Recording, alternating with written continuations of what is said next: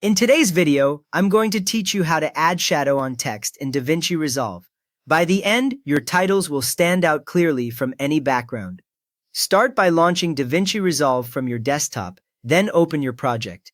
As the program loads, you will see the familiar interface with the media pool, timeline, and viewer. Once your project opens, make sure the timeline with your text is visible at the bottom of the screen so you can work on the right sequence. Now go to the Edit page at the bottom of the screen. Click the Edit icon so it lights up and the layout changes. You should now see your timeline across the bottom, the preview monitor at the top middle, and panels like Media Pool and effects around it. The Edit page is where you adjust most basic video and title settings, so your text shadow controls live here too. Next, select your text clip in the timeline. Click once directly on the text clip so it becomes highlighted. Usually it turns a lighter color or gets a border, confirming it is selected. A beginner mistake is clicking the video clip underneath instead, so check that the label on the clip actually says text or title. When the correct clip is selected, its controls are ready to edit. After that, open the Inspector panel in the top right corner of the interface. Look for the word Inspector and click it so the panel slides open. The inspector will appear on the right side with several sections for the selected clip.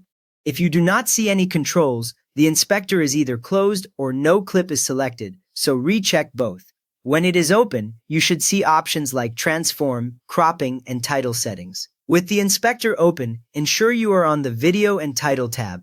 At the top of the inspector, click on Video, then inside that area, look for the Title section. When you are on the correct tab, you will see options for your text, such as font, size, and color. If you only see audio options, then you are on the wrong tab, so choose video again until the text controls appear. Now scroll down past the font options until you find the drop shadow section. Move the scroll bar in the inspector slowly so you do not skip past it. You will pass controls like font family, style, alignment, and maybe background settings. Stop when you see drop shadow, usually with a small checkbox and several sliders. When you see those, you are in the right place to control the text shadow. Next, adjust the sliders to make it visible. Start by making sure the drop shadow option is enabled if there is a switch. As soon as you move any of the shadow sliders, keep an eye on the preview monitor. Changes update immediately, so you can judge the effect on your actual text without closing anything. Now fine-tune the offset X and Y sliders to push the shadow out from behind the text. Drag X to move the shadow left or right, and Y to move it up or down. A small offset makes a subtle outline, while a larger offset gives a more dramatic, floated look. Watch that the shadow does not move so far that it no longer touches the text, unless that is the style you want. After that, use the blur slider and drag it right to soften the edges of the shadow. With low blur, the shadow looks sharp and crisp, which works well for bold titles. With higher blur, it becomes more like a soft glow behind the text. Beginners often set blur extremely high so the shadow washes out, so move it slowly while watching the text edges.